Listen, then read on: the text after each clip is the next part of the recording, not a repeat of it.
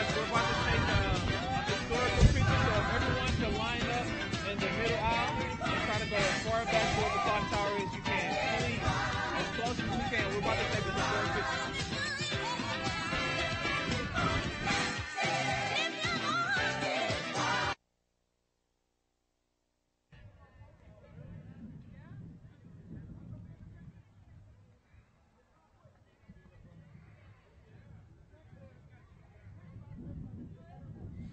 Okay, they're going to be taking the photo from the balcony up there. So everybody wave. So we want to make sure that all the way to the clock tower, they can see people. So everybody just get back there and get in some kind of line and just smile big.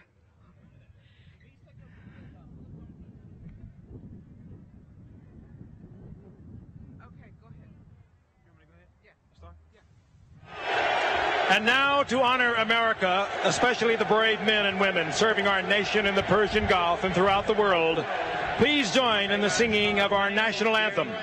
The anthem will be followed by a flyover of F-16 jets from the 56th Tactical Training Wing at MacDill Air Force Base.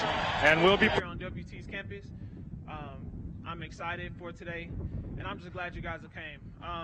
First, I want to introduce to you guys the Vice President of Student Affairs, Mr. Mike Knox.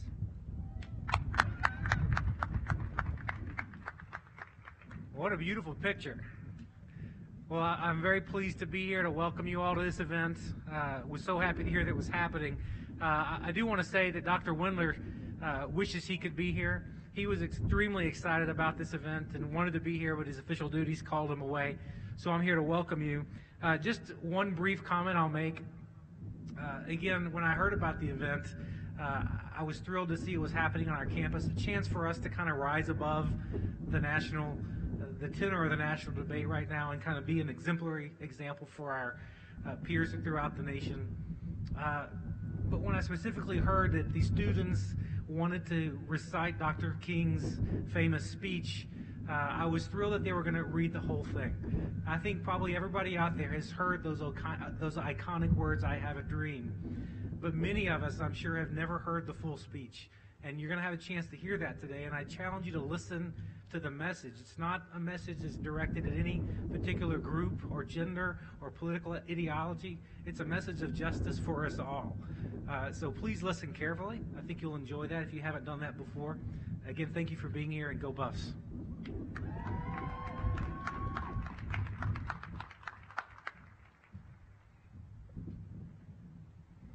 Okay, so next we have our speaker, Mr. Julian Reese. Julian Reese is one of 13 children, all by the same mother and father. That's important. It's important. It's important. Okay, Mr. Julian Reese, he's co-founder of the Urban Project in Amarillo. He is also the head football coach for the Venom.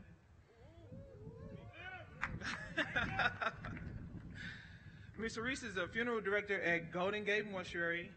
He's a youth director at New Covenant Missionary Baptist Church. He's here with his beautiful wife, Erica. He has 3 beautiful children. His oldest daughter, Angela, she's 16. His middle son, Julian II, he's 7. And his youngest, Trey, he's 5.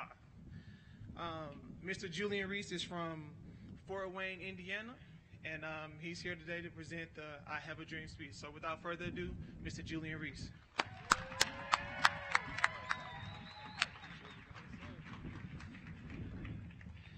Good afternoon. I really want to thank you guys for having me. Ms. Allen, I really want to thank you for even inviting me to do this speech. Martin Luther King means a lot to me, just because of the person who, how he carried himself and who he was. He wasn't a person of just selfish gain or just for our people who look like me, but he was out for everyone, and he wanted to have a better life and a better future. And his speech has been going on for years, since 1963, and it rings true still to this day. And it's let's take a trip down memory lane.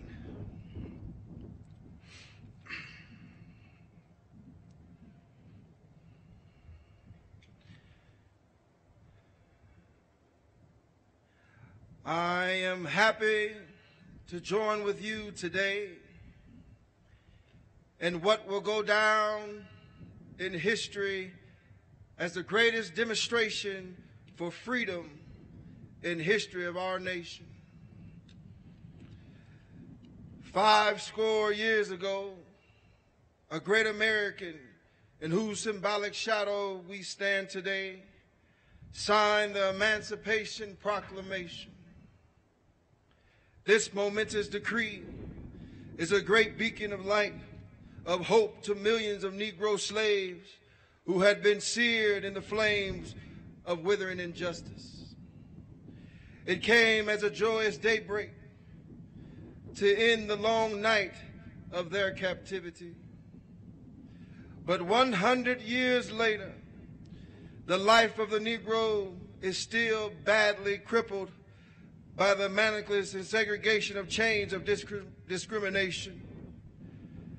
100 years later, the Negro lives on a lonely island of poverty amidst a vast ocean of material prosperity. 100 years later, the Negro is still languished in the corners of America's society and finds himself in exile in his own land. So we've come here today to dramatize a shameful condition. In a sense, we've come to our nation's capital to cast a check. When the architects of our republic wrote the magnificent words of the Constitution and Declaration of Independence, they were signing a promissory note to which every American was to fall heir. This note was a promise that all men, yes, black men as well as white men, would be guaranteed an unalienable right of life, liberty, and the pursuit of happiness. It is obvious today that America has defaulted on that promissory note insofar as her citizens of color are concerned. Instead of honoring this sacred obligation, America has given the Negro people a bad check, a check which has come back marked insufficient funds. But we refuse to believe that the Bank of Justice is bankrupt. We refuse to believe that there is insufficient funds in the great vaults of opportunity in this nation. So we've come to cash that check, a check that will give us upon demand the riches of freedom and the security of justice. We have also come to this hollow spot to remind America of the fierce urgency of now. This is no time to engage in luxury of cooling off or take the tranquilizing drug of gradualism. Now is the time to make the real promise of democracy. Now is the time to rise from the dark and the desolate valley of segregation to the sunlit path of racial justice. Now is the time to lift our nation from the quicksands of racial injustice to the solid rock of brotherhood.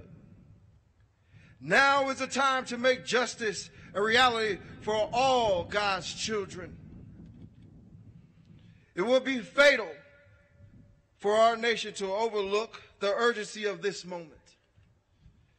This sweltering summer of Negroes' legitimate discontent will not pass until there is invigorating autumn of freedom and equality. 1963 is not an end, but a beginning. Those who hope that the Negro needed to blow off steam and will now be content will have a rude awakening if the nation returns to business as usual. There will be neither rest nor tranquility in America until the Negro is granted his citizenship rights. The whirlwinds of revolt will continue to shake the foundation of our nation until the bright days of justice emerge. And that is something that I must say to my people who stand the worn threshold which leads into the place of justice. In the process of gaining our rightful place, we must not be guilty of wrongful deeds. Let us not seek to satisfy our thirst for freedom by drinking from the cup of bitterness and hatred. We must forever conduct our struggle on the high plains of dignity and discipline.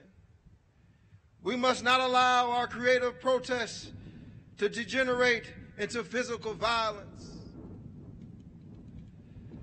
Again and again, we must rise to the majestic heights of meeting physical force with soul force. The marvelous new militancy which has engulfed the Negro community must not lead us to distrust all white people. For many of our white brothers, as evidenced by their presence here today, have come to realize that their destiny is tied up with our destiny. They have come to realize that their freedom is inextricably bound to our freedom. We cannot walk alone. And as we walk, we must make the pledge that we shall always march ahead. We cannot turn back. There are those who are asking the devotes of civil rights, when will we be satisfied? We can never be satisfied as long as a Negro is a victim of unspeakable horrors of police brutality. We can never be satisfied as long as our bodies, heavy with fatigue of travel, cannot gain lodging in motels of the highways and hotels of the city. We cannot be satisfied as long as the Negro's basic mobility is from a smaller ghetto to a larger one. We can never be satisfied as long as our children are stripped of their adulthood and robbed of their dignity by signs stating, "For whites only." We cannot be satisfied as long as a Negro in Mississippi cannot vote, and the Negro in New York believes he has nothing for which to vote. No, we are not satisfied. We will not be satisfied until the justice rolls down like waters and righteousness like a mighty stream. I am not unmindful that some of you have come here out of great trials and tribulations. Some of you have come fresh from narrow jail cells. Some of you have come from areas where quest from freedom left you battered by the storms of persecution and staggered by the winds of police brutality. You have been the veterans of creative suffering. Continue to work with the faith that unearned suffering is redemptive. Go back to Mississippi. Go back to Alabama. Go back to South Carolina. Go back to Georgia. Go back to Louisiana. Go back to the slums, the ghettos, and our northern cities, knowing that somehow this situation can and will change. Let us not wallow in the valley of despair. I say to you today, my friends, even though we face the difficulties of today and tomorrow, I still have a dream. It is a dream deeply rooted in the American dream. I have a dream that one day this nation will rise up and live out its true meaning of its creed. We hold these truths to be self-evident that all men are created equal. I have a dream today that one day on the red hills of Georgia, the sons of former slaves and the sons of former slave owners will be able to sit down together at the table of brotherhood.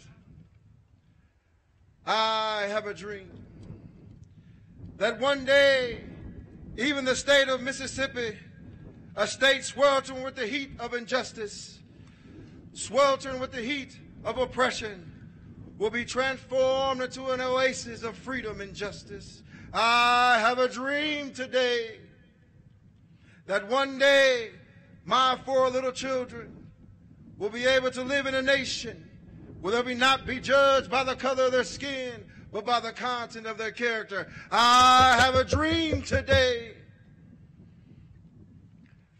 that one day down in Alabama, with this vicious racist, with this governor having his lips dripping with the words of interposition and nullification, one day right there in Alabama, little black boys and little black girls will be able to join hands with little white boys and white girls as sisters and brothers. I have a dream today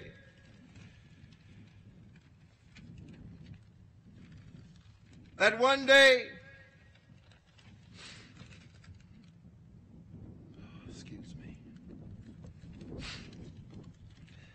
if this is to be the hope, if this was what we're supposed to get back to, then we must do it today. That every valley shall be exalted, every hill and mountain shall be made low, the rough places will be made plain, and the crooked places will be made straight, and the glory of the Lord shall be revealed, and all flesh shall see it together. This is our hope.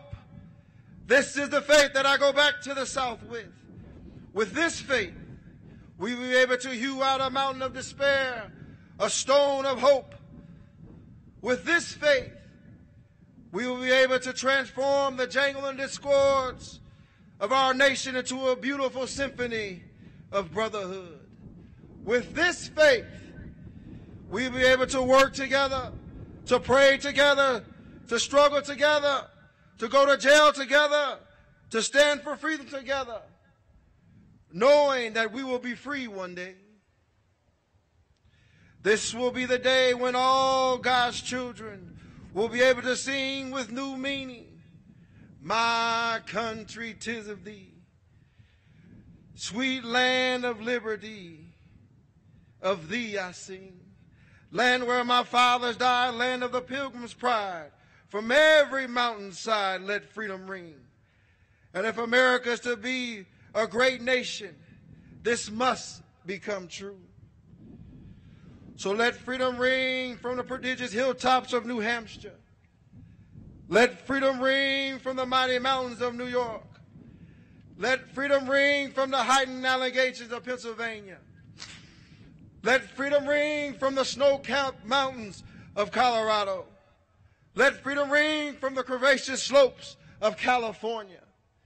But not only that, let freedom ring from Stone Mountain of Georgia. Let freedom ring from Lookout Mountain of Tennessee. Let freedom ring from every hill and molehill of Mississippi. From every mountainside, let ring. From every hamlet, from every city, we will be able to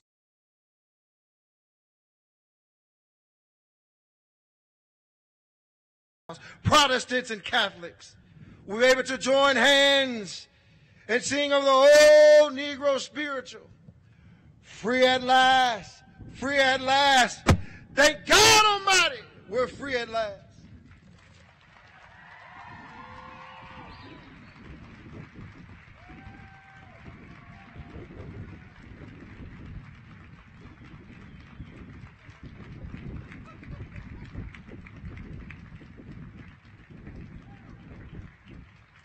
Again, one more round of applause for Mr. Julian Reese.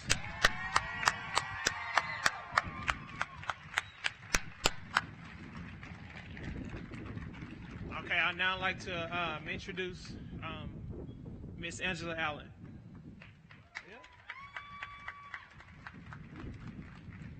All right, let's give Julian another hand. We have truly made history at WT campus. I'm Angela Allen, the Chief Officer for Diversity and Inclusion, and I thank you for coming out. I'd like for us to make history again. Everybody take out your phone, and we want to hashtag WTAMU My Dream. Let's see if we can get WT to trend today. One of the quotes from it's hashtag WTAMU My Dream.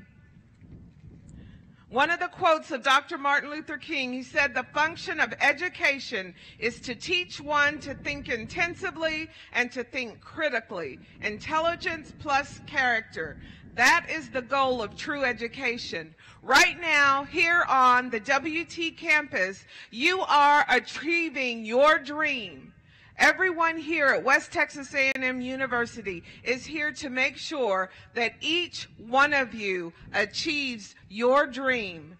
So whatever you do, whatever challenges you may have, always know that anyone, any faculty, any staff, any member here at WT can help you and are willing to help you achieve your dream.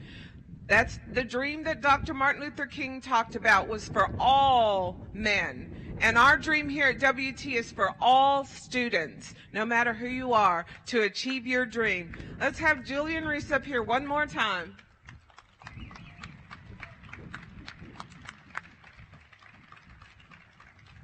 I'd like to thank you, Ms. Allen, for having me here, and I also like to challenge you students as well.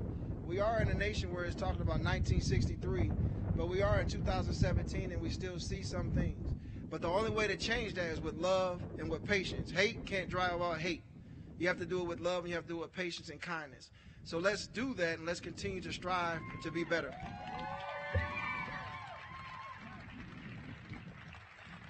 Julian, we appreciate you coming here to do this, and we'd like to present you with a token of appreciation. Oh, thank you. Thank you. Okay, everybody, don't forget hashtag WTAMU My Dream. Thank you all. We have plenty of hot chocolate and buffalo cookies. Tell them to stay still. Oh, just hang on just a second. They want to get one more picture. If you'll just stand there for just a second.